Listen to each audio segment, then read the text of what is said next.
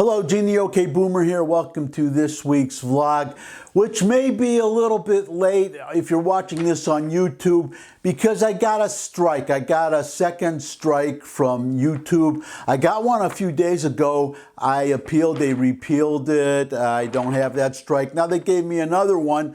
Both cases for articles or YouTube videos that I put up about a year ago. So I put up these videos about a year ago and now they're giving me a strike. Totally absurd. So we'll see what happens this time. But they gave me a strike a few days ago. I appealed. I said, look, I wrote this a year ago and now you're giving me a strike. I have to go back over 5 years of vlogs now to see what else I might have posted that is gonna make, hurt the feelings of YouTube. If I think this video is okay, if I record this video and I don't hear anything for a couple of weeks and then I record more videos that are similar because no one said anything, I don't know anything is wrong, and then I gotta worry though that maybe a year from now I'm gonna get a strike. This is just how ridiculous YouTube is. So thank you for letting me vent for a moment. Now to today's vlog. I'm gonna start out, well, I guess I better start out with a full disclosure, which is that I belong to the NRA. I am a member of the NRA. I am a gun owner. I am a gun owner and carrier. I keep and bear arms. So I just wanted to get that out of the way because I'm talking about the NRA today. So I'm going to start by answering the question that I asked in the title, a little quiz. How many NRA, we see these school shootings, right, and these mass shootings. How many of these crimes, these shootings have been, never mind mass shootings, just one-person shootings, but we'll stick with the mass shootings. How many of the ones that you've seen these reports on, how many have been committed by NRA members? Answer, 0. None. Now let's talk about, what I talked about in my previous vlog, which is that we didn't have these mass shootings when I was a kid. Well, I won't say they were 0. They were rare. They were from the beginning of the 20th century to about 1966. In other words, the beginning of the Great Society, and just before, a few years before Roe v. Wade, when we started showing this disrespect for human life from the moment of conception. We had, what I read were three school shootings from the beginning of the 20th century to about 1966. In those days, there were, well, I said that guns were all over the place when I was growing up in Detroit. Kid down the street used to practice with his .22 rifle in his backyard. Guns were everywhere, and nobody did things like this, and it was so rare. And the schools had rifle clubs, which I think they have now in some schools, and none of these, I just asked about the NRA, how many people who've committed these kind of crimes have been members of the NRA? How many of these kids who are doing these shootings belong to an after-school gun club? Nobody. And I'm talking about in those days when I was a kid, the schools didn't keep the rifles. The kids brought their rifles from home. You could hop on the bus, bring your rifle with you to school, and just put it in a locker or something while you go to your classes. Then afterwards, you go and you go to the gun club after school and you shoot. And none of these people have been shooting. Have committed these crimes. It is just a plain fact. So I was really, it's just so offensive when you have the president go on the TV, as he did the day before I'm recording this. I'm recording it Friday. You're seeing it hopefully Monday. Well, if you're on Rumble, you're seeing this Monday. But if you're on YouTube, depends whether they keep this strike. And if they keep it, then you will have had to wait 2 weeks to see this video. So I hope they come to their senses. It's really, don't get me started on YouTube. That's another just something ridiculous that we have to bear with for a while because of liberals. These things are run by these companies are run by liberals, and unfortunately, so is our government right now. So you have Joe Biden, so he's senile anyhow, but on guns especially, so ignorant, and it is really disturbing. It's just a pain. I gotta wait till November till I can vote, at least vote the Congress out, and then they won't even take office until January, and then 2 more years, 2024, to get rid of this horrible president. And he talks, these things they want to do, they want to, well, actually one of the things was raise the age to 21 to buy a rifle. And here's my deal, you know what? I would actually agree to that if we raise the voting age to 21. But I know our friends on the left would never agree to that. And the reason why is because they depend on the youth vote. People between the ages of 18 and 21, that's a big part of their support, though I see that support eroding a bit. We'll see what happens in November and then again in 2024, but they're not going to do that, even though that makes perfect sense. If you can't own a gun before you're 21, why can you go out and vote? And maybe even raise the military age to serve in the military to 21. Because what do you do in the military? You carry a gun. And I don't know, it's just so ridiculous. One more question I have on the quiz, and then I'm going to give you an article right here. A number of, well, you saw it in the title to the thumbnail, the image for this article, the warning sign on a school just saying that the teachers are armed and that they will use deadly force to protect their students. How many of these shootings have occurred in schools where the teachers are armed? Answer again, 0. And that's why I was especially happy to hear, well, this is Ohio now, because I'm not surprised in the South. It's just in the North where they're still crazy about guns, which is one reason why I'm happy to be in Tennessee now. I was living in New York, and I definitely feel safer here in Tennessee, where you can carry a gun, than in New York, where you couldn't. That's the irony, where you're least safe, which is another problem, gun-safe zones, not just schools, wherever you have a gun-safe zone, and you especially have this up north, that's where you have these shootings. Shooters aren't stupid. That's where they gravitate. They go to these places where they are the most sure that there won't be somebody there with a gun. Again, you have this school, you have a sign warning that the teachers are armed, and you're not going to see these shootings. That's what I predict. So that brings us to Ohio because, well, here's the headline: Ohio governor to sign bill allowing armed school employees. That is great news. I'm so happy to read that. And that's in addition, by the way, Ohio recently, not too long ago, became a so-called constitutional carry state, which is what Tennessee, incidentally, where I am now, became just very recently. When I first came to Tennessee and I wanted to exercise my Second Amendment right, carry a gun, I had to get a permit. I had to pay for a permit, and I had to take a one-day class, which was actually good. I'm going to get to that in a moment, something about that. I had to take a one-day class where you learn the law about when you can use a firearm in Tennessee. Other states may be different, not too different, I suspect. And then you had to go to the shooting range, and you had to shoot, show that you could shoot. I got 100%, by the way, on my marksmanship test. But that's just something for me to be proud of. The point is, though, that now I don't need a license. I won't have to renew my permit anymore. And the same thing in Ohio, you won't need a permit anymore to carry a gun. Of course, you'll have to go through the federal background check to buy, we're talking about handguns. Well, I think rifles too, you have to have a background check. I'm pretty sure. I haven't checked on that, but I guess I'll find out when I buy a rifle one of these days. I think I might get a 22 just to plink with. But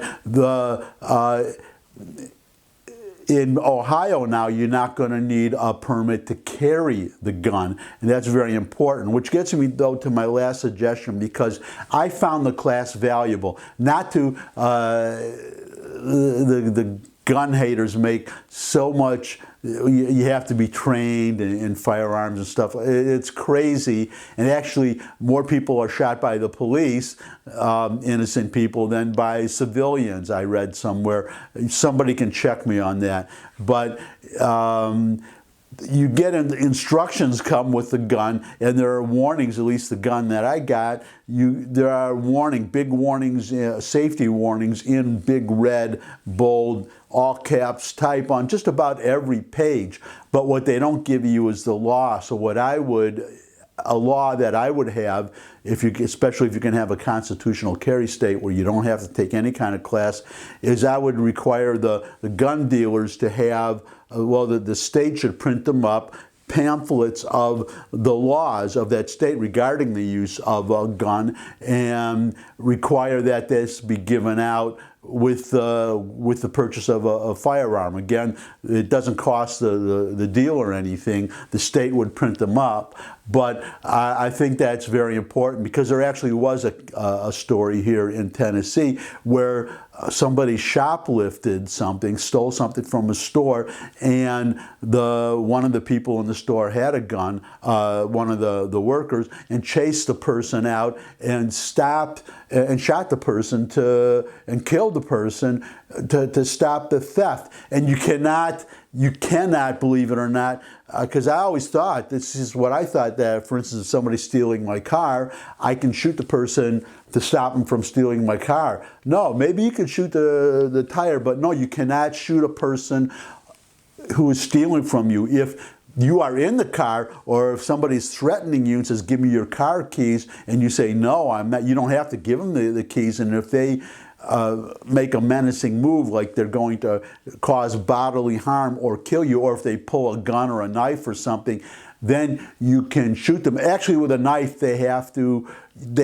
be far enough away. If you're in say, behind the counter in a liquor store, and somebody pulls a gun, you can shoot them, because the gun, they can shoot you from where they are. But if they pull a knife, you can't shoot them, even if they pull a knife on you, if they're a counter away, because they're too far away to reach you with a knife. Now, if they try to throw the knife, you can shoot them. If they start to come around the counter to approach you with the knife, then you can shoot them. But this is what I'm talking about, because that's what's got this woman in trouble. Unless you are threatened with physical harm, or to save somebody else who is threatened with bodily injury, or being able to, or the possibility of being killed. In other words, a situation where they would have a right to use a gun, but they don't have one, then you can protect that person too. But there's one other thing, though. If you fire and you shoot someone, let's say you take 2 shots at somebody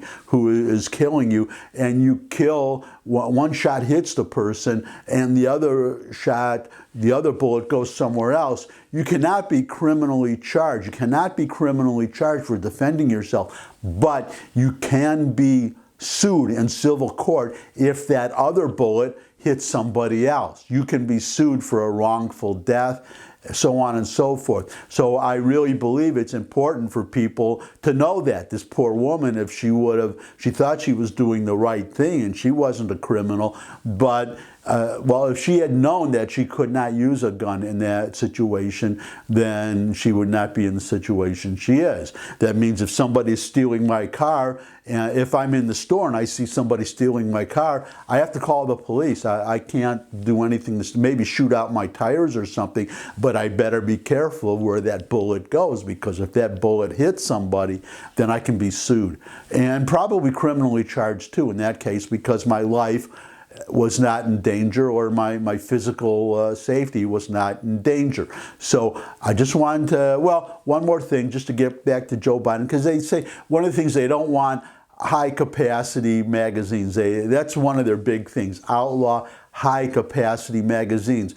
Well, my pistol has a magazine, and they say limited to 10 rounds. My pistol has actually a dozen rounds, but I carry one in the chamber when I carry. So you're talking about 13 rounds. But the point is, I have a spare magazine. I don't carry it with me, but if I was planning to shoot somebody, like these mass shooters, they usually have more than one magazine. You just push a button, the magazine drops out, you put another one in. It only takes a few seconds, and this kid in Texas, Uvalde, Texas, he was in that school for 40 minutes. I mean, if you have 40 minutes, trust me, it doesn't take you 40 minutes to change a magazine. So it's ridiculous. And this idea about banning quote unquote assault weapons, those have been unlawful for citizens since 1932. They're talking about just standard semi-automatic weapons that just look like military weapons, but they cannot fire full automatic, which is what an assault weapon is, or 3 shots at a time, which they also do, because they find that just spraying bullets all over the place just wastes ammunition. So there's also a setting, if you didn't know, on military guns in between full auto and semi-auto, where it'll fire a burst of 3 shots at a time. But the civilian guns can't even do that. But it's unconstitutional to ban that gun anyhow, because we've had, since the first assault weapon ban, quote unquote, ugly gun ban, imitation military gun ban, that was in 1996, and that law was repealed because it wasn't preventing shootings. And only of all the shootings, they're mostly handguns, and there have been something like 300 of these shootings total in the last year that there's information for, which only 300 times, about 302 times, 306 times rifles were used. So that is ridiculous. But since then, we've had the McDonald decision and the Heller decision that affirmed an individual right to carry a firearm. And it goes to, I don't want to spend a lot of time on old court cases, but it goes back to the decision in 1932, which my aging brain, I don't remember the name of the case. It's a famous case. And one of the criteria is that, well, the two criteria is that it has a military use and that it is it's commonly owned by the civilian population. So the AR-15, these so-called, not really assault rifles, that's the most popular rifle right now in the United States. So you can't ban it on that basis. Now the 1932 decision, I'll put the title up, but that was about banning a sawed-off shotgun. So even in that case, you could not ban, it was USA versus Miller. Okay, it came back to me. USA versus Miller, and Miller was a criminal, or he was a guy, he transported a sawed-off shotgun across a state line. That's what it was. And then the court ruled that you could restrict carrying, not really owning, but just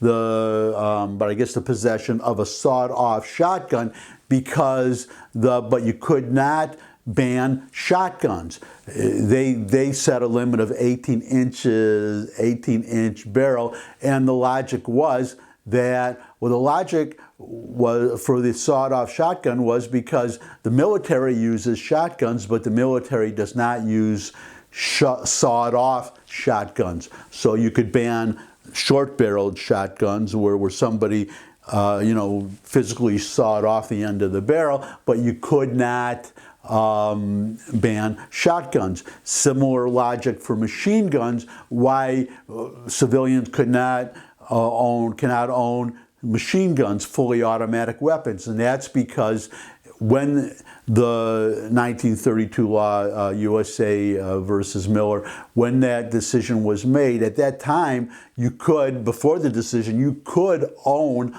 a machine gun. It was legal. They were even advertised in magazines, but nobody bought them. The reason nobody bought them was because they're not practical. The only people who use machine guns, the Thompson machine gun was actually, machine gun company was going bankrupt. Because nobody was buying machine guns until criminals discovered the obvious advantages to a criminal of machine guns, and the criminals bought them, and that's why machine guns could be banned, because the general population didn't own machine guns.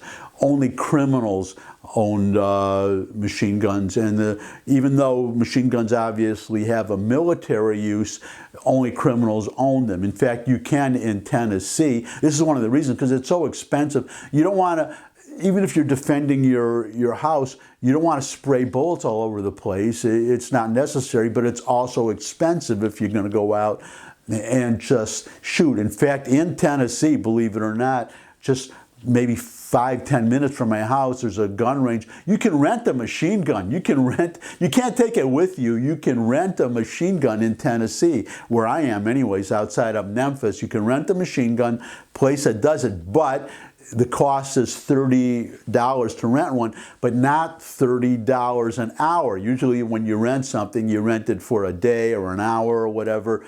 But machine guns, it's by the magazine. $30, you can rent one magazine that holds, I think, actually 30 shots. So a 30 round magazine, I think that's what it is. So it's, $1 a round. The point is, you pull the trigger, you use up that whole magazine in a few seconds. So you can see how expensive it is, and that's why people didn't buy them. So I guess I'm just getting at the ignorance of all these people that are against guns. And I'm going to end on one more thing, because let's say one tragedy. Now, fewer little children have been killed by guns than have drowned in bathtubs and 5-gallon buckets of water, believe it or not. More kids drown in bathtubs than are killed by guns, but still young kids are. Now, what if there was a course that you could teach kids in school? I mean, you're teaching them critical race theory and all this other garbage. Hopefully we'll get rid of that. But that would teach you, a kid, if you see a gun on the, laying around, don't touch it. Get an adult. Don't touch the gun. Get an adult. And suppose you even had like a rubber gun, fake gun, and put it on the floor and have the children practice getting an adult, saying, oh, there's a gun, coming to the teacher, whatever, and say, I saw a gun. Well, there is a course. It's called the Eddie Eagle program. It's the National Rifle Association, the NRA, that teaches kids. That's what the NRA is about. Again, I'm a member. It's about responsible gun ownership. With the defending the Second Amendment, but also in conservation, because you can't go hunting if all the animals you want to hunt go extinct.